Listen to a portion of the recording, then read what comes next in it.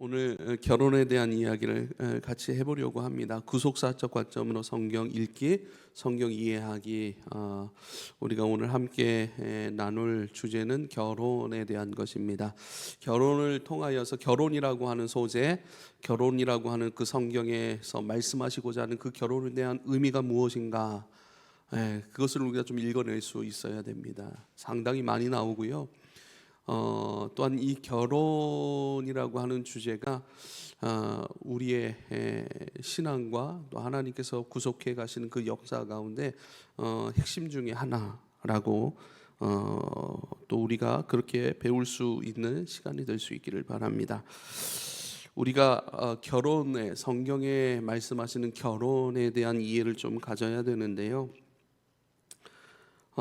먼저 이 결혼이라고 하는 것은 하나님께서 성경 처음 이 세상을 시작하실 때에 사람을 지으시고 또 그 사람 가운데 명령하셨던 사람들이 누려야 할 그런 제도라고 하는 것입니다. 창세기 1장 27절에 보면요, 하나님이 자기 형상 곧 하나님의 형상대로 사람을 창조하셨고 남자와 여자로 창조하셨습니다 라고 말씀하고 있습니다. 하나님이 사람을 창조하셨을 때 남자와 여자로 처음부터 남성과 여성이라고 하는 양성으로 각각 구별하여서 주님이 창조를 하셨다라는 사실을 우리는 기억해야 됩니다. 남자와 여자 각각의 존재로 창조하셨다, 구별하셨다, 성을 구별하셨다는 거예요. 성을 구별하셨다라고 하는 것은 아이를, 자녀를, 생명을 잉태할 수 있는 그러한 존재들로 처음에 사람을 그렇게 지으셨다는 거예요. 남자만 2명 창조하신 것도 아니고 여자만 2명 창조하신 것도 아니고, 그리고 남자와 여자 각각 한 사람씩, 남자 하나 여자 하나 이렇게 창조하셨다는 것이고, 또 이들에게 명령하신 것이 뭐예요? 결혼이고, 그리고 이들에게 생육하고 번성하라고 말씀하신 거예요. 생육이라고 하는 것은 우리가 지난주에 배웠듯이 열매를 낳는 것, 열매를 길러내는 것, 그리고 그 열매됨을 번성, 확장시켜 나가는 것, 이것에 대한 명령입니다. 그러니까요, 결혼을 권면하신 것도 아니고 명령하셨다는 사실을 우린 좀 기억해야 되고요. 각각의 양성으로 지으셨다라고 하는 것을 기억해야 되고요. 그것은 서로 성관계를 가질 수 있고, 그 관계를 통하여서 하나님께서 사람에게 주신 사명, 바로 생육하고 번성하는 것, 이것을 시도할 수 있고 또 이것을 순종할 수 있고 이것을 이루어 나갈 수 있는 존재들로 처음부터 창조하셨다라고 하는 것입니다. 창세기 2장 25절에 보면요, 아담과 그의 아내 두 사람이 벌거벗었으나 알몸이었다는 거예요. 그러나 부끄러워하지 아니하니라 그래요. 서로를 부끄러워함 없이 서로의 있는 그런 완전히 벗겨진 그 몸에 대하여서 부끄러움이 없었어요. 그것을 많이 기뻐하고 즐거워하고, 또 그들의 성적인 그런 본능을 하나님께서 선물로 주셨기 때문에 서로의 알몸을 보고 그것을 기뻐하고 즐거워하고, 또 기뻐하고 즐거워하는 중에 성관계를 함께 갖고 그 관계를 통해서 어떻게 해요? 생명을 잉태할 수 있는, 그러니까 하나님께서 의도하신 한몸 결혼, 그 결혼의 목적은 무엇인가? 생육하고 번성하는 것입니다. 우리가 하고 싶다는 것도 아니고 하나님이 그렇게 지으셨다는 거예요. 그리고 하나님이 그렇게 지음받은 우리로 한몸 되게 하셔서 생명을 잉태하는 것, 그래서 생육하고 번성하라 하시는 이 명령 주신 것 안에 합당한 기능으로, 또 합당한 연합으로 주님께서 우리에게 허락하신 기쁨이고 또 우리의 권리인 것을 기억할 수 있길 바랍니다. 창세기 2장 24절, 바로 그 전 구절입니다. 이러므로 남자가 부모를 떠나 그의 아내와 합하여 둘이 한 몸을 이룰지니라 그래요. 이러므로 남자가 부모를 떠나 그의 아내와 합하여 둘이 한 몸을 이룰지니라 라고 하는 것. 그리고 이 같은 구절을 에베소서 5장에 사도 바울이 그때는요, 사람이 부모를 떠나 이렇게 표현합니다. 창세기 2장에는 남자가 부모를 떠나 이렇게 돼버리고, 그것을 에베소서 5장에는 사람이 부모를 떠나 이렇게 표현을 해요. 그래서 남편도 부모를 떠나고 아내도 부모를 떠나서 둘이 한 몸을 이루고 한 가정을 이루어야 된다. 결혼에 대해서 말씀하시는 것이 에베소서 5장입니다. 근데 이 에베소서 5장의 결혼을, 그러니까 남녀 간의 결혼을 통하여 그리스도와 교회의 관계를 말하는 것이 에베소서 5장이거든요. 그래서 교회와 그리스도와의 관계를 말하기 위해서 결혼을 끄집어낸 것인데, 그 결혼을 설명할 때는요, 남자도 부모를 떠나고 아내도 부모를 떠나는 거예요. 결혼이라고 하는 이 경계, 이 테두리 안에서 이 의미는 좀 더 축소되는 거예요.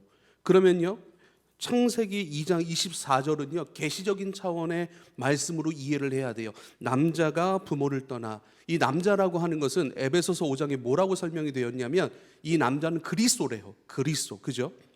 하나님과 함께이셨고 하나이셨고 하나님과 완전한 연합, 깊은 사랑의 연합 가운데 삼위일체로 계셨던 그 예수 그리스도께서 어떻게 해요? 하나님을 떠나 어떻게 해요? 하나님을 떠나 이 땅 가운데 오셨고, 이 땅 가운데 자신의 생명을 가진 교회, 성도들과 연합을 이루어가는 이 이야기가 바로 성경의 이야기고, 바로 그리스도와 우리와의 이야기인 줄 믿으실 수 있길 바랍니다. 그래서 계시적인 차원, 큰 하나님의 뜻, 그것을 밝혀내는 구절로서 창세기 2장이 더 큰 테두리를 갖는 거예요.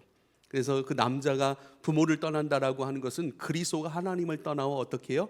성령을 통해 인도되어진 그런 성도, 신부감, 교회와 연합하는 이 이야기가 구원의 핵심인 것을 꼭 기억할 수 있기를 부탁을 드립니다.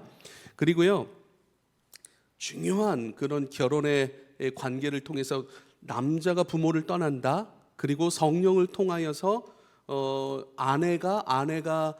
아내를 만나지고 이것이 결혼한다라고 하는 것을, 여러분 똑같은 그 이야기를 어디서 하고 있냐면, 아브라함도 나중에 사라가 죽은 다음에 재혼을 했어요. 그렇죠? 그 하나님의 사람들 중에 유일하게 일부 일처제가 있었습니다. 그것은 바로 이삭과 리브가예요. 이삭과 리브가. 그런데요, 아브라함이 이제 이삭이 결혼할 때가 되어서 신부감을 찾으러 자기의 사환, 자기의 충성스러운 종이죠, 엘리에셀을 자기 고향으로 보내요. 엘리에셀을, 자기 충성스러운 종입니다. 엘리에셀을 보내가지고 그 엘리에셀로 하여금 어떻게 해요? 그 신부감 리브가를 거기서 만나고, 이 사람이다. 그러니까 아브라함이 뭐 구체적으로 어떤 뭐 얼굴은 이래야 되고 뭐 해야 되고 이런 게 아니에요. 가서 신부감 찾아와라고 얘기를 합니다. 그리고 아브라함의 모든 마음들을 다 알고 있었던 그 충성된 사환이 엘리에셀이 어떻게 해요? 아브라함의 아들 이삭, 또 아브라함의 며느리가 될 사람 리브가, 이 사람이 최고의 신부감이구나라고 하는 것을 깨닫고요, 그 사람을 데리고 와요. 누구에게로요? 이삭에게로 데리고 오는 거예요. 할렐루야. 그러니까 이것을 조금 우리가 비유적으로 표현하면, 엘리에셀은 성령을 의미합니다. 성령은 이 땅 가운데 있는 하나님의 사람들, 그들을 어떻게 해요? 그리스도께로 인도하여서, 결국 요한계시록에는 어린 양의 혼인잔치라고 이렇게 나오잖아요. 그래서 그것이 열매가 되고 그것이 하나님 나라의 완성의 그림으로 되어지는 것들을 우리가 알 수 있습니다. 할렐루야. 그래서요, 이 구절을 우리가 기억해야 돼요. 남자가 부모를 떠나 아내와 합하여 둘이 한 몸을 이룰지니라.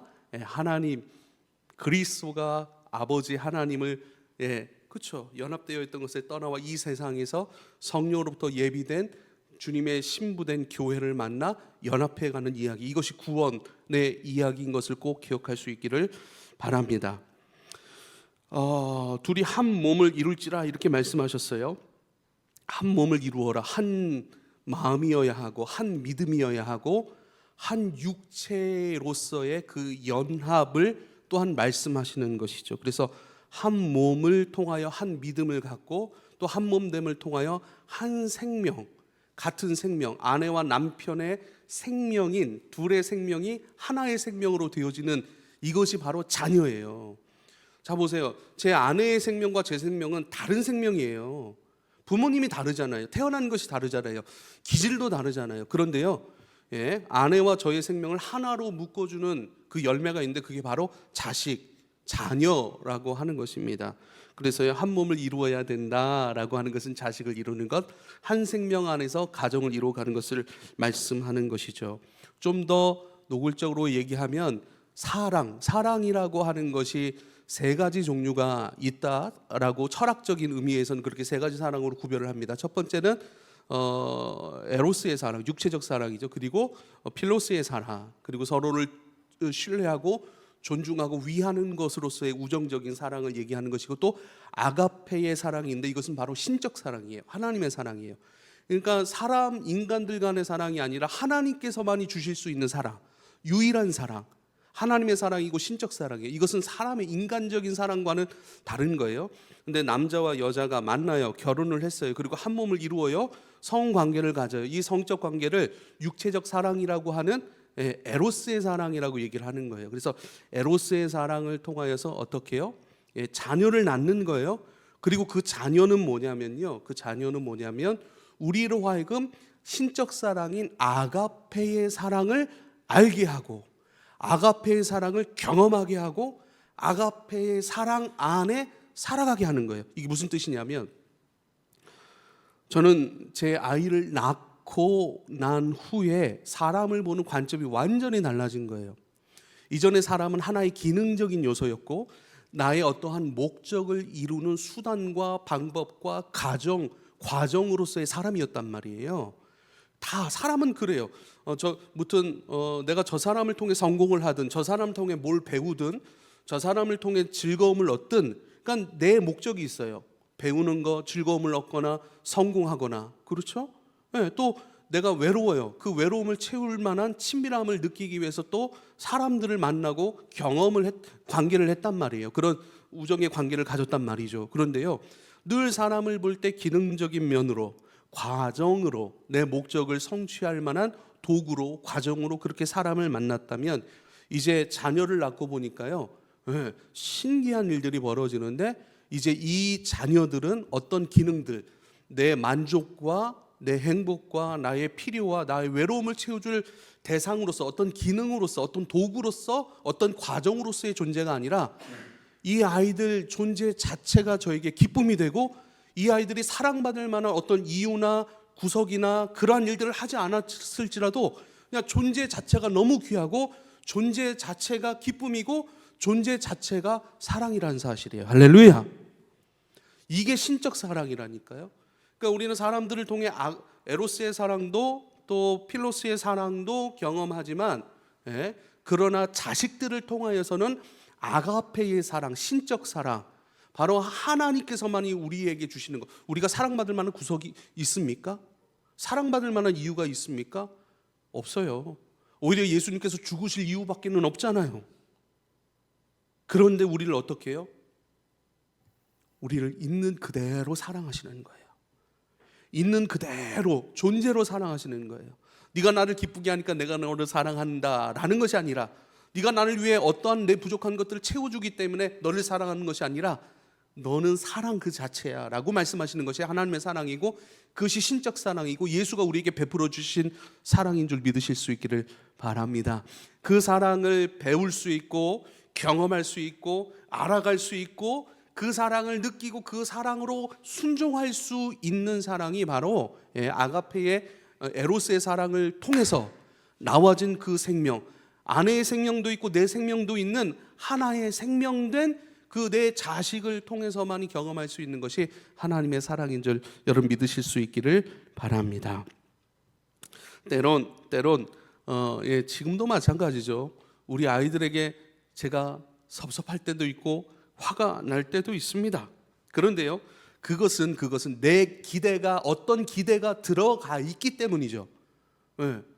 그 기대에 못 미쳤기 때문에, 그 기대에 합당하지 않은 게 내가 섭섭하기도 해요. 그러나 그 기대를 싹 걷어보세요. 그래도 사랑이에요.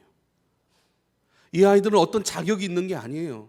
그런데 아빠를 누릴 수 있는 자격이 있어요. 제 수고와 노력과 제 에너지와 제 시간과 제 재정과 제 지식과 제 모든 것을 아무런 자격도 없는데 그걸 공짜로 무조건적으로 누릴 수 있는 자격을 갖춘 것이 우리 아이들이라니까요. 그것을 통하여 하나님의 사랑, 아가페의 사랑을 배우게 되는 거예요. 그래서 하나님은요 결국 이런 결혼이라고 하는 제도를 통해서 둘이 한 몸을 이루고 성관계를 갖고 생육하고 번성을 하시는 이 사명을 이루게 하심을 통하여서 하나님의 사랑을 가르쳐주고 배우게 하시는 것을 여러분 믿으실 수 있기를 바랍니다. 그래서 신기한 거예요. 아무런 자격이 없는데, 사랑받을 자격이 없는데 사랑스러운 거예요.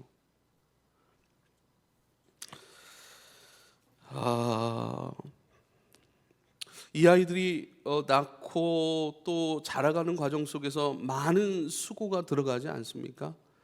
우리 지온유 성도도 고생 많이 했어요. 고생 많이 했죠. 뭐 결혼하니까 젖이 얼마나 잘 나오는지 몰라요. 젖이 막 잘 나오는데 우리 첫째 아이 엘리미는 그 젖을 잘 받아 먹어야 되는데 잘 배부르게 받아 먹고 다 개어내는 거예요. 다. 그렇죠. 오랫동안 그래서 좀 안타까웠어요.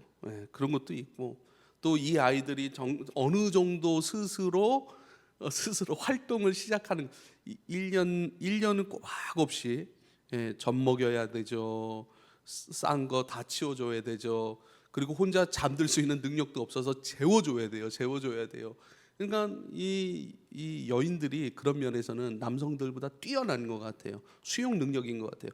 10달 동안 이렇게 뱃속에 이거를 담고 생활한다는 건 보통 일이 아니거든요. 아마 남자들은 못한다고 그럴 거예요. 그러니까 남자에게는 안 맡기셨어요. 그래서 기질 자체가 달라요. 그러니까 수용 능력이 있는 거예요. 그러니까 1년여를 그렇게 품고 재우고 하는 중에 그 수고 그거 아마 그 수고만큼 우리가 월급을 줘야 된다고 하면 그 어떤 직업보다 아주 높은 연봉을 받을 것 같아요. 그렇죠. 그 수고 왜 합니까? 수고하면서 어느 때는 힘들어서 막 울어요. 너무 힘드니까 잠도 못 자요. 너무 힘들고 어려워요. 그런데도 불구하고 어떻게 해요? 그 희생을 감당하는 거예요. 치르는 거예요. 그 희생을 통해 끊임없이 당연함으로 이유가 없어요. 내 자식이기 때문에, 내 생명으로 된 또 다른 나의 자아이기 때문에 그렇게 당연함으로 우리가 수고하고 섬기는 것이죠. 이게 아가페오의 사랑, 그것을 경험하고 배워가고 간접적으로 체험해가는 그런 과정인 것입니다. 그래서 가정을 통하여 결혼하고 자녀를 낳는 것을 통하여서 하나님을 알아가고 하나님을 배워가고 하나님을 닮아가는 그런 과정인 것을 꼭 기억할 수 있기를 바랍니다. 그래서 결혼이라고 하는 것은 너무나도 중요한 것이죠. 에베소서 2장 8절 오늘 또 얘기하네요. 너희는 그 은혜에 의하여 믿음으로 말미암아 구원을 받았으니 이것은 너희에게서 난 것이 아니요 하나님의 선물이라 그래요. 선물 받을 그 전에 내게 선물을 해줬습니까? 아니에요. 우린 또 선물해주면 또 선물을 받았기 때문에 또 선물을 또 해주기도 하잖아요. 그런 것이 아니에요. 선물이에요. 은혜예요. 공짜예요. 사랑하시는 거예요. 그 생명으로 그 목숨으로 대속물이 되어 우리를 섬겨주신 거예요. 그게 아가페의 사랑, 하나님의 사랑이라는 것입니다. 결혼에 대해서 성경에 두 번째 중요한 지점이 있습니다. 주님은 우리에게 생육하고 번성하고 충만하고 정복하고 다스리라고 말씀을 하셨어요. 하나님 나라의 비전을 수행하는 데 있어서 가장 결정적인 역할을 하는 것이 바로 결혼입니다. 그 비전을 온전함으로, 거룩함으로, 순전함으로 감당하기 위해서 결혼을 말씀하셨고 그 결혼은 한 남자와 한 여자의 결혼이라고 분명히 말씀하셨습니다. 그런데 재미난 것은 하나님의 사람들이 하나님을 떠난 즉시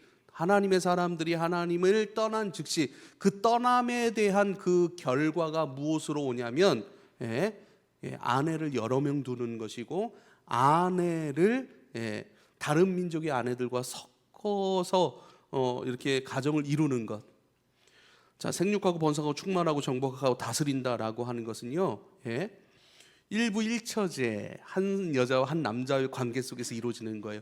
다른 문화, 다른 생명이 아니에요. 하나님이 아담에게 주셨고 하나님이 에노스에게 주셨고 셋에게 주셨던 하나님이 노아에게 주셨던 하나님께서 하나님의 백성에게만 주셨던 그 하나님, 그리고 하나님을 섬기는 문화들, 그렇죠? 그리고 그 하나님을 섬기며 살아가는 그 삶의 문화들, 그것의 다른 것과 섞이지 아니하고 세상 것과 섞이지 아니하고 이방 것과 우상 것과 섬기지 아니하고 순전함으로 지켜내고 순전함으로 확장시켜가고 그것으로 세상을 정복하고 다스리고 세상을 섬기기 위한 것으로 한 여자와 한 여자, 다른 생명 들어오지 못해. 근데 하나님을 떠난 사람들의 첫 번째로 오는 것이 뭐냐면 아무 여자나 만나는 거예요. 자기 정욕적 육체적 탐심에 의하여서 보기 좋은 사람과 만나고 결혼하고 여러 명의 아내를 두는 것으로 성경은 지금 우리에게 말씀해 주고 있는 것이죠.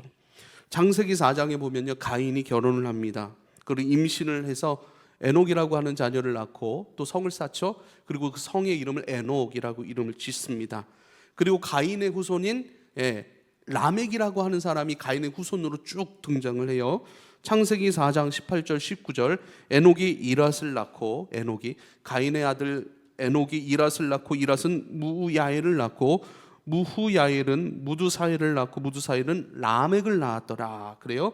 그리고 19절에 라멕이 두 아내를 맞이하였으니, 라멕이 두 아내를 맞이하였다. 두 아내, 하나는 아다, 하나는 실라. 아다와 실라라고 하는 두 여인을 맞이합니다. 성경이 한 여인이 아니라 두 여인을 말씀하신 것을 우리는 주목할 수 있어야 됩니다. 그리고 두 여인을 통하여 자녀를 낳습니다. 그 자녀는요, 야발, 유발, 두발 가인이라고 하는 사람들이고, 야발이라고 하는 사람은 가축업을 시작을 했어요. 유발이라고 하는 사람은 이 세상에서 음악을 처음 시작했던, 음악의 문명을 시작했던 사람이고, 두발 가인 이 사람은 공업, 구리와 쇠 이런 것들을 다루는. 그런데요, 가축업을 통하여서 가축업을 왜 할까요? 가축업을 짐승을 부려서 많은 농사를 대량으로 짓기 시작하는 거예요. 짐승을 부려서 농사를 대량으로 시작하는 것들, 그렇죠? 그러니까 부와 명예를 축적하는 시작이 된 것이고, 음악을 통하여서는 어떻게 해요? 하나님으로 기쁨을 삼고 하나님 안에서 서로 사랑하고 서로 즐기고 기뻐하는 이 문화 속에서 이제 하나님 없이도 스스로 어떤 유흥하고 또 스스로 뭔가를 이렇게 정서적인 것들을 또 관계적인 것들의 어떤 열매들을 낼 수 있는 그런 음악이라고 하는 것의 문명의 시작이죠. 그렇죠? 그러니까 즐길 수 있는 거예요. 하나님 외에 다른 것으로, 내 것으로, 세상의 것으로 즐길 수 있는 그 문화의 시작이 일어난 것이고, 두발가인, 구리와 쇠, 구리와 쇠를 통해서 뭐 농사 지을 수 있는 그것도 만들지만 나중에는 그것이 어떻게 해요? 부와 명예가 쌓이니까 저거 갖고 싶다라고 하는 그 탐심, 그것을 극대화시키면서 일어난 것이 뭐죠? 전쟁이라고 하는 거예요. 서로 싸우기 시작하고 위협하기 시작하고 또 가진 자는 갖지 못한 자를 위협하고, 그러므로 그에게 것들을 빼앗고 그를 자기의 수하에 두고 조정할 수 있는 그러한 것이 바로 구리와 쇠의 문화의 시작으로부터 발생된 것을 우리는 알 수가 있습니다. 세상의 문화, 문명을 만들어낸 사람들이죠. 부와 명예를 쌓고 즐길 수 있고 하나님 외에 다른 것으로 나를 만족시킬 수 있는 음악이란 말이죠. 또 빼앗을 수 있고 위협할 수 있고 또 내 힘을 강하게 할 수 있는 도구들로 그렇게 확장돼 가기 시작하는 거예요. 뭐가요? 여인을 2명 두는 것을 시작으로 해서요. 그렇게 4장이 흘러가고요. 5장에는 아담의 계보가 쫙 나오고 아담의 계보 중에서 노아의 이야기가 쭉 나오는 거예요. 그게 창세기 5장입니다. 그리고 창세기 6장으로 가니까요, 이런 창세기 6장 1절에 사람이 땅 위에 번성하기 시작할 때 그들에게서 딸들이 나니, 그래요. 사람이 땅 위에 번성하기 시작하였다. 그런데 그들에게서 딸들이 났다라고 얘기를 해요. 2절에는요, 근데 그 사람에 대해서 2가지 종류로 더 구체적으로 말씀하세요. 하나님의 아들들과 사람의 딸들. 그러니까 하나님의 아들들은요, 뭐 여러 가지 중요한 설들이 있지만 그 중에 대표적인 것 하나가 노아 계보, 아담의 계보, 노아의 계보의 사람들. 그러니까 아담의 계보의 사람들이 계속 나와서 결혼을 하고 사람이 많아졌을 거 아니에요. 그런데요, 하나님을 떠난 사람들의 딸들, 그들의 아름다움을 보고 자기들이 좋아하는 모든 여자를 아내로 삼는지라, 이렇게 말씀하세요. 이게 무엇의 발단입니까? 하나님께서 세상을 노아의 홍수로 심판하시는 그 출발이 되고 그 계기가 된 거예요.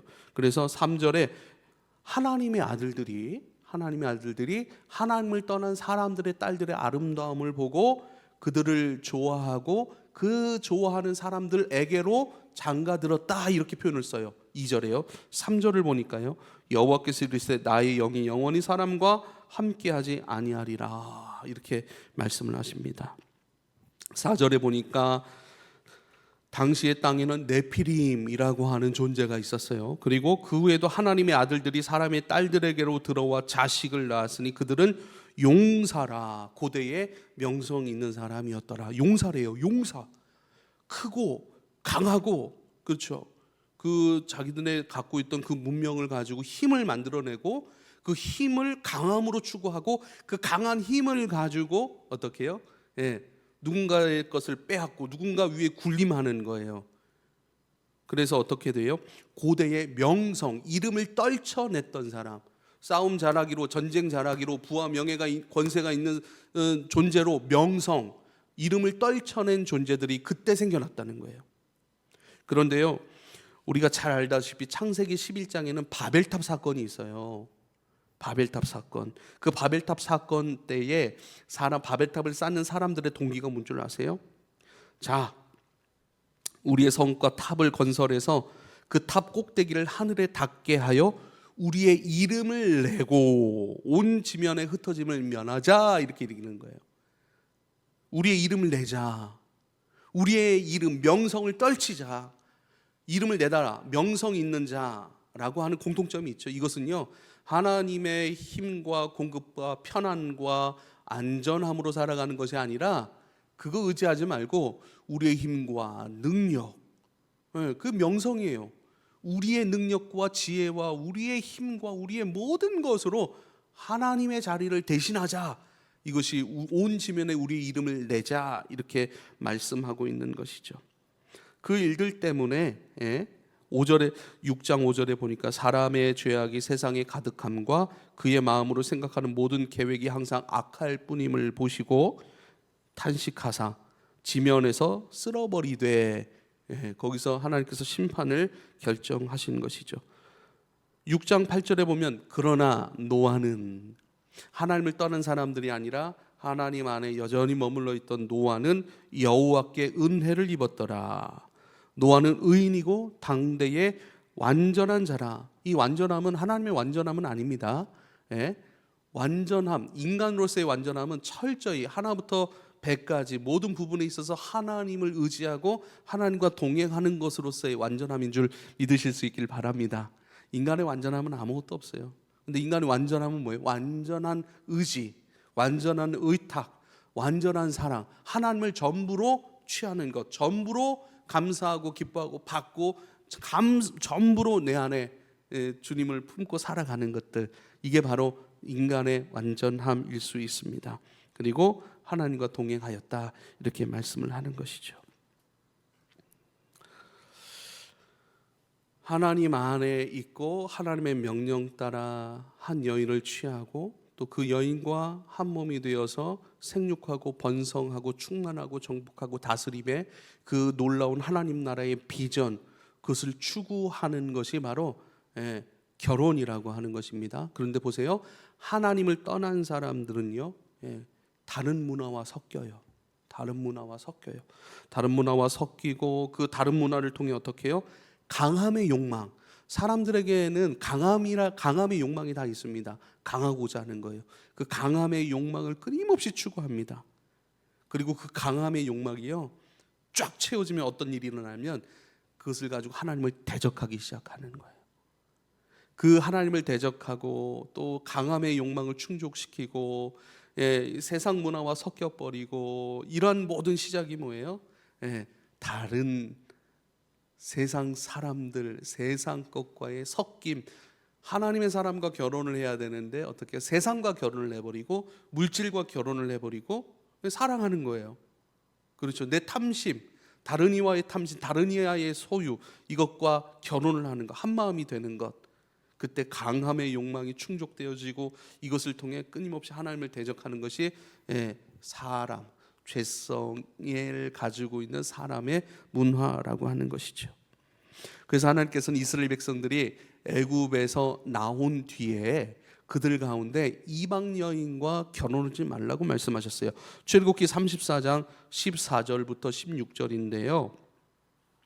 너는 다른 신에게 전하지 말라. 여호와는 질투라. 이름하는 질투의 하나님이니라. 너는 삶과 그 땅의 주민과 언약을 세우지 말지니 이는 그들이 모든 신을 음란하게 섬겼다. 하나님이 아니라 모든 신을 음란하게. 그러니까 한 남자와 한 여자가 사랑을 하고 결혼을 하고 그 안에 살아야 되는데 음란히 섬긴 것은 한 남자와 한 여자가 아니라 한 여자가 여러 남자를 만나는 걸 음란하는 거예요. 그러니까 한 분 하나님만 섬기는 것을 거룩이라고 하는 것이고, 근데 한 분 하나님뿐만 아니라 뭐 아세라도 섬기고 바알도 섬기고 뭐 별의별 우상을 다, 이게 뭐예요? 영적 간음, 음란함. 그래서 이방 민족은 여러 신들을 만들어내고 그 신들을 섬기기 시작했다. 음란히 섬기기 시작했다. 그들의 딸들과 결혼시키지 말아라, 이렇게 얘기를 하는 것이죠. 그들이 그 신들에게 제물을 드리고 너를 청하면 내가 그 제물을 먹을까 함이며, 또 내가 그들의 딸들을 내 아들들의 아내로 삼음으로 그들의 딸들이 그들의 신들을 음란하게 섬기며 내 아들에게 그들의 신들을 음란하게 섬기게 할까 함이라. 그래요. 너희 아들들이 이방 여인과 결혼할 때 이방 여인이 섬기던 우상을 가지고 와서 네 남편에게도, 하나님만 섬기는 네 남편에게도 그 우상을 섬기도록 권유할까? 그래서 신앙의 섞임, 혼합이죠. 신앙의 오염, 혼합, 순전하지 못한 것, 거룩하지 못한 섞임이 되고 혼합이 되어서 하나님을 잃어버릴까 염려함이라, 이렇게 말씀하고 있습니다. 같은 말씀이 신명기 7장 1절로 4절의 말씀에 그대로 있습니다. 내 하나님 여호와께서 그들을 너에게 넘겨 너에게 치게 하리니 그때에 너는 그들을 진멸할 것이라. 그래요. 그들을 진멸하라, 이렇게 말씀합니다. 그리고요, 그들과 어떤 언약도 하지 말 것이고 그들을 불쌍히 여기지도 말 것이고 또 그들과 혼인하지도 말지니 너의 딸을 그들의 아들들에게 주지 말 것이요 그들의 딸도 내 며느리로 삼지 말 것은 그가 내 아들을 유혹하여 그가 여호와를 떠나고 다른 신들을 섬기게 함으로 여호와께서 너에게 진노하사 갑자기 너희를 멸하실 것임이라. 그래요. 그들을 진멸해야 될 이유가 있습니다. 여러분, 이것을 어떤 민족적인 그런 개념을 가지고 와서 한 민족을 정복할 때 그들을 다 쓸어버리라, 굉장히 폭력적인 하나님 아니십니까? 무자비한 하나님 아니십니까? 우리가 그렇게 해석하는 경우가 있는데, 그렇게 해석하는 것보다도 다른 민족을 어떻게 우상을 섬긴 죄라고 여겨 봅시다. 죄의 것이 있느냐? 그것을 진멸하라, 이렇게 말씀하시는 거예요. 남겨두었을 때 그 죄와 결탁하여서 우리의 남편이 되신 그리스도를 떠나고 그리스도의 다른 것들을 사랑할 수 있는 가능성이 되니, 그죠? 그 죄를 도말하라, 이렇게 말씀하고 있는 것이죠. 솔로몬에게도 말씀하십니다. 열왕기상 11장 1절 2절 말씀에 솔로몬 왕이 바로의 딸 외에 이방의 많은 여인을 사랑하였으니 곧 모압, 암몬, 에돔, 시돈, 헷 여인이라. 이 가나안 땅에 있던 족속들, 거의 대부분의 족속들의 여인들을 다 아내로 취해버린 거예요. 여호와께서 일찍이 이 여러 백성에 대하여 이스라엘 자손에게 말씀하시기를 너희는 그들과 서로 통혼하지 말고 그들도 너희와 서로 통혼하게 하지 말라. 그들이 반드시 너희의 마음을 돌려 그들의 신들을 따르게 하리라 하였으나 솔로몬이 그들을 사랑하였더라. 그래요. 점점 하나님만 섬기고 하나님만 사랑하는 이스라엘 민족, 그들의 문화, 그들의 신앙 가운데 이방 신들이 들어오기 시작하는 거예요. 그들이 병들기 시작하는 거예요. 하나님만 사랑, 하나님만 순종, 하나님의 생명, 하나님만 내 생명으로 취하고 나의 구원으로 취해야 하고 나의 기쁨과 감사로 취해야 되는데 하나님 외에 다른 것으로 생명을 삼고 내 존재 이유로 삼고, 그러니까 혼탁해지는 거예요. 하나님 외에 다른 가치관, 의미로움이 들어와 버리는 것이죠. 이걸 바로 음란히 섬긴다라고 말씀하는 거예요.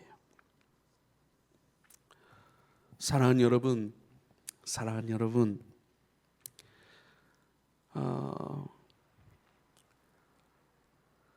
가장 중요한 부분 중에 하나가요, 너는 나 외에 다른 신을 섬기지 말라 하신 말씀이에요. 너는 내 구원만 받아들이고 내 생명의 피만 취하고, 그래서 성경에는 뭐라고 말씀하시죠? 피채 먹지 말라 그래요. 피는 생명이라 말씀하시잖아요. 그렇죠? 피는 생명이야, 피 먹지 마 이렇게 얘기를 해요. 그것은요, 짐승의 피 막 먹지 말라. 뭐 지금 사슴피 드시는 분도 있잖아요. 녹용 같은 것도 막 결국 그 사슴피 먹는 건데, 그렇잖아요. 그런 의미가 아니라 피는 생명이에요. 그러니까 그리스도의 생명의 피, 우리를 위해 십자가에서 흘려주신 그 고난의 피, 생명의 피, 사랑의 피, 예수님의 생명의 피만 나의 취할 생명으로 받아야지, 그 외 다른 피 그건 받아들이지 마, 그건 먹지 마. 그러니까 다른 생명 받지 말라는 얘기예요. 순전함, 거룩함, 정결함, 이것은 오직 그리스도여야 한다라고 말씀하시는 거예요. 그래서 결혼이라고 하는 제도를 통해서, 그것도 일부 일처제 그리고 다른 이방 민족의 아내를 삼지 말라라고 하나님께서 경고하셨던 것입니다.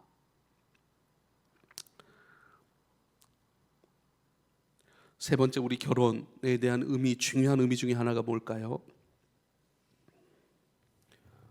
결국 결혼이라고 하는 이 제도를 통해서 우리가 배울 수 있고 경험할 수 있는 것이 바로 그리스도의 사랑이기 때문입니다.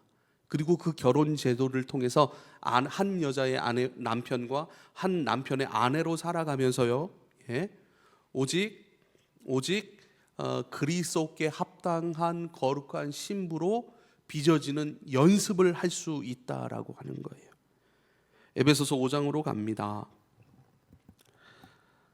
에베소서 5장에는 결혼이라고 하는 제도를 통해서 예수님과 우리와의 관계를 풀어주세요. 그래서 32절, 5장 32절에 보면 이 비밀은 큽니다. 나는 그리스도와 교회를 두고 이 말을 하고 있는 거예요 라고 얘기를 하는 거예요. 아내와 남편에 대한 결혼 생활을 이야기하면서 이것은 비밀이었는데, 오히려 이 남자와 아내의 결혼 생활을 통해서 어떻게 사랑하고 순종해야 되는지를 말하고 있는데, 이것을 통해서 그리스도와 교회, 바로 남편 되신 그리스도, 아내가 된 교회와의 관계를 나는 지금 이 비밀을 풀어내고 있습니다 라고 말씀하고 있는 것이죠. 한번 볼까요? 에베소서 5장 21절입니다. 여러분은 그리스도를 두려워하는 마음으로 서로 순종하십시오. 서로 순종하는 거예요. 그러니까 남편과 아내, 그들의 위치와 역할과 그들이 마땅히 순종해야 될 그 일들을 통해서 결국은 그리스도를 추구하는 거래요. 결국 남편은 아내의 사랑함을 통해서 그리스도의 사랑을 배워가고요, 아내는 남편에게 순종함을 통해서 그리스도께 순종하는 일이 된다는 거예요. 서로를 사랑하고 서로를 순종함으로 그리스도를 사랑하고 그리스도께 순종하는 그리스도의 신부로 점점 훈련되어지고 빚어지고 있으니 그 일을 멈추지 마십시오라고 얘기를 하는 거예요. 그러면서 22절에 아내된 여러분 남편에게 하기를 주께 하듯 하십시오. 그리스도께서 교회의 머리가 되심 같이 남편은 아내의 머리가 됩니다. 그래요. 나의 머리, 나의 권위. 그러니까 머리가 지금도 우리 다 눈에도 명령하고 팔에도 명령하고 장에도 명령해가지고 다 이것이 이루어지잖아요. 주님이 우리의 주권자이십니다. 주님이 우리의 왕이십니다. 남편에게 순종함을 통하여 왕이신 그리스도께 순종하는 성도다운 성도로, 교회다운 교회로 빚어지는 그 연습을 하고 있는 거예요. 그러면서 남편들은 거봐, 성경 봐봐, 이렇게 여인들은 순종하라고 하는데 왜 순종 안 해? 순종을 강요하죠. 사랑을 주고 그 사랑 안에서 순종하는 것인데, 그 사랑은 그리스도의 사랑이고 그리스도의 사랑은 어떤 거예요? 25절에 나옵니다. 남편된 여러분, 제가 세 번역으로 읽고 있습니다. 남편된 여러분 아내를 사랑하기를 그리스도께서 교회를 사랑하셔서 교회를 위하여 자신을 내주심 같이 사랑하십시오라고 얘기를 해요. 예수님이 교회를 위해 자기의 모든 것을 내주셨잖아요.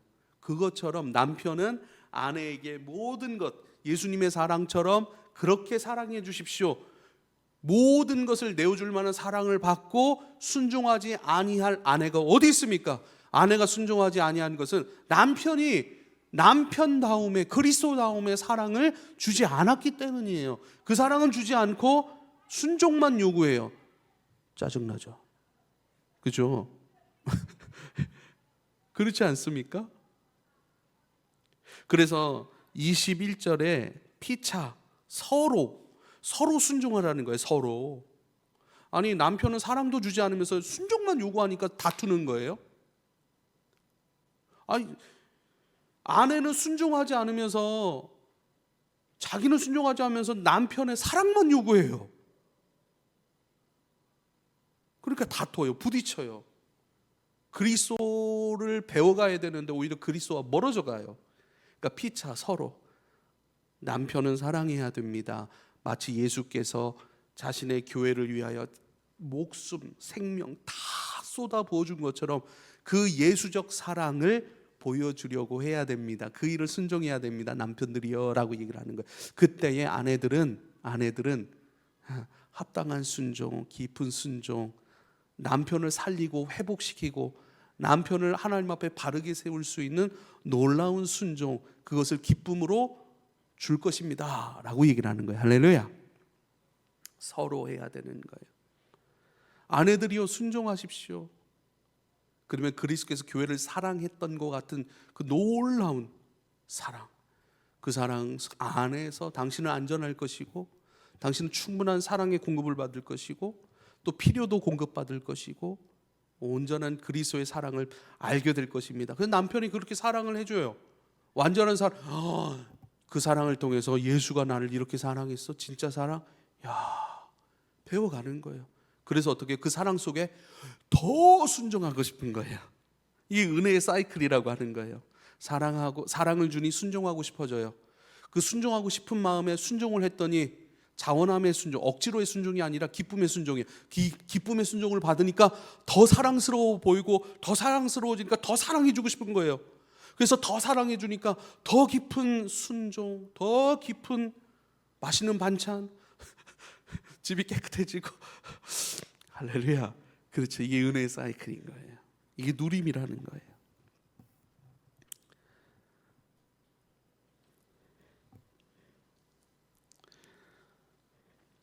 자,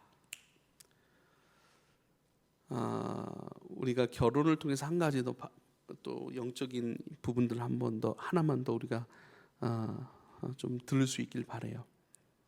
결국 결혼이라고 하는 제도를 통해 남자와 여자가 만나잖아요. 한 몸을 이루잖아요. 그것이 바로 그리스도와 성도와의 관계인 거예요. 그렇죠? 남편과 아내는 다른 생명이에요. 두 사람이 다른 생명으로부터 태어났잖아요. 부모로부터. 근데 한 몸이 됐어요. 그렇죠? 이질적인 생명이 하나가 된 거예요. 그래서 이질적인 부분들이 부딪힘도 있는 거예요. 그런데 자녀를 낳았어요. 근데 자녀는 이질감이 전혀 없어요. 엄마의 생명도 있고 아빠의 생명도 있어요. 남편의 생명도 있고 아내의 생명도 있는 거예요. 그래서 이질적이지 않은 열매된 생명 안에서 이질적인 남편과 아내의 생명은 서로 신뢰하고 사랑하고 섬겨주면서 하나가 되어가는 것이 가정이란 말이에요. 이것을 그대로 영적인 의미로 보자면 처음에 예수와 나는 이질적인 생명이에요. 하나님의 자녀, 하나님의 생명을 갖고 있는 사람은 예수님 한 분밖에 없어요. 할렐루야. 하나님의 생명을 가지고 계신 분이 하나님의 아들인 예수밖에 없다니까요. 그래서 우리는요, 하나님의 생명을 이어받은 존재가 아니에요. 하나님의 생명을 본래의 생명이라고 한다면 우리는 뭐죠? 그 본래의 생명에 의해 되어진 생명이에요. 이질적이라고요. 그래서 로마서에서는 우리가 하나님의 상속자, 또 입양된 자라고 표현을 해요. 우리가 누군가를 입양할 때 생명은 다르잖아요. 근데 법적으로 가족이 되고 자녀가 되고 부모가 된 거예요. 그것처럼 처음에는 그 법적 용어를 쓰는 거예요. 그러면서 어떻게 해요? 주님과 내가 하나가 됐어요. 결혼을 했어요. 연합을 했어요. 처음에는 이질적인 생명이에요. 그러나 점점 그 사랑 안에서 연합되고 하나가 돼요. 그래서 자식을 낳아요. 열매를 맺는 거예요. 그 열매가 뭐예요? 그리스도화 되어가는 거예요. 할렐루야. 그리스도화 되어간다는 표현을, 이걸 성숙이라고 얘기를 해요. 성숙. 그래서 성숙의 깊이가 더해질수록 하나님과 나의 생명의 이질감이 점점 좁혀지는 거예요. 같아지는 거예요. 이질감이 있을 땐 부딪혀요. 그러나 점점 배워가고 하나 되고 연합되면서 같아지면서 부딪힘이 적어지고, 하나님께서 말씀하신 모든 것을 기쁨으로 받고 아멘하고, 그것이 내게 거치는 것이 되지 않고 장애물이 되지 않고 부딪힘 없이 잘 소화되어서 기쁨으로 자연적으로 살아가게 되어지는 상태, 이게 열매된 성도의 상태입니다. 할렐루야. 사랑하는 여러분, 결혼은 참 깊은 의미가 있습니다. 그리고 하나님께서 말씀하신 그 결혼 안에서 결혼하고 결혼 생활하고 그러한 배우자로 만나고 그러한 배우자로 준비될 수 있도록 여러분 기도하십시오. 말씀과 기도 안에서 하나님 말씀하신 사람, 배우자로 준비되어 가십시오. 그리고 그러한 사람들을 만나실 수 있길 바랍니다. 그럼 꼭 믿는 사람 만나야겠네요. 꼭 믿는 사람 만나야 됩니까? 네, 이것은 우리의 문화 또 어떤 경험적인 측면에서 그래도 믿는 사람들이 낫더라고요. 제가 많은 젊은이들 보잖아요. 그래도 믿는 사람이 착해요. 그래도 믿는 사람이 하나님을 섬길 수 있는 문화를 가지고 있기 때문에 덜 이질적이에요. 네. 근데 하나님께서 이러한 믿음을 내게 주셨어요. 정말 이러한 믿음을 주셨다는 확신. 믿지 않지만 하나님께서 저 사람 하나님의 자녀로 세우시길 원하고, 그 세우시길 원하심의 방법으로 나를 통해서 세우시길 원하신다는 확신이 있다면 여러분 결혼하십시오. 그 믿음 안에서 결혼하는 거예요. 그러나 내 정욕적인 어떠한 그것을 채우기 원하거나 그 정욕적인 시선 속에서 만족을 얻고 즐거움을 얻고 아름다움 때문에 결혼한다, 그건 우리의 결혼의 기준이 절대 아닙니다. 그렇죠? 예. 그래서 외적인 아름다움이 아니라 그리스도의 아름다움이 그 안에 있는 사람들을 만나면 이 길 가는 것이 좀 수월하지 않을까요? 예전에 벌써 10몇 년이 지났죠. 그때 처음 사역을 시작할 때인데 2년 사역 끝나고서 그 다음 해에 사역을 시작했는데 그 처음 시작할 때는 유치부들, 유아부들, 그리고 그 초등부 아이들을 만났거든요. 그리고 그 다음에 이제 사역하면서 청년들을 만났어요. 저하고 나이대가 거의 비슷하거나 많거나 적은 사람들도 있었어요. 예. 근데 그때 저하고 나이대가 비슷한 친구였는데 저를 찾아왔어요. 예. 그래서 믿음 생활 너무 잘했어요. 막 진짜 정말 열심히 섬기는 친구였어요.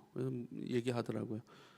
지금 안 믿는 남자친구하고 만나고 있는데 결혼을 고민하더라고요. 결혼을. 네. 그래서 이런저런 이야기를 해줬죠. 근데 이제 그 친구가 결혼을 했어요. 진짜 신앙이 좋아요. 정말 좋아요. 근데 결국 믿지 않는 그 사람과 결혼하더니 결혼 생활이 힘들더라고요.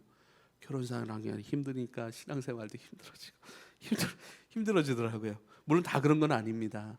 어떤 사람은 진짜 믿지 않는 사람, 혹은 신앙이 부모님이 신앙을 갖고 계신데 신앙이 너무 없는 그런 남자를 만났는데 확 잡아가지고 그리스도께로 확 인도하더라고요. 네, 가끔 페이스북 친구니까 막 사진 찍는데 벌써 애들이 막 중학생이고 막 그래요. 그 믿음 없는 남자, 믿음의 가정이었지만 믿음 없는 남자였는데 탁 해가지고 막 같이 신앙생활 열심히 하고 즐겁게 하고 이런 거 보니까 너무 좋더라고요. 한 친구는 힘들어하고 또 한 친구는 또 열심히 하고 또 둘이가 또 열심히 하는 친구들도 있고, 아무튼 기도하십시오.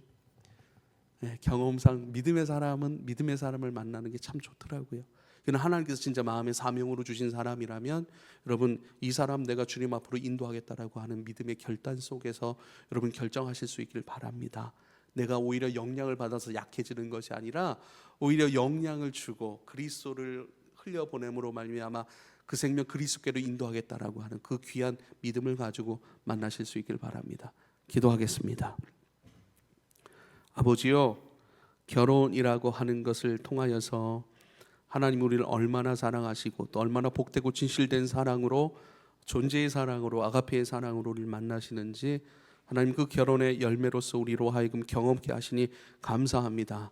또한 결혼이라고 하는 키워드를 통하여서 이스라엘 백성들에게 세상으로 흘러 들어가는 것과 또 이방 민족 우상들을 섬길 수밖에 없었던 그런 원인들, 주여 이것들 또한 보게 하셨습니다. 주님, 결혼이라고 하는 제도 영적으로 내 안에 가져와 우리의 영적 신랑이 되시는 그리스도 더욱 사랑하고 그 그리스도와 함께 사랑 속에서 열매된 그리스도의 인격과 하나님의 아가페의 사랑을 더욱더 우리의 삶과 인격과 심정에 지녀갈 수 있도록 주의 은혜를 베풀어 주시옵소서. 생육하고 번성하고 충만하고 정복하고 다스리라 말씀하신 이것이 거룩함으로 하나님 열매됨으로 흘러가기 위하여서 하나님은 거룩한 결혼을 말씀하셨으니 우리도 그 거룩한 결혼, 순전한 결혼, 오직 예수 안에서 또 예수 더 사랑함으로 그것을 목적으로 가지는 결혼을 주님 추구할 수 있도록 은혜 베풀어 주옵소서. 예수님의 이름으로 기도하옵나이다. 아멘.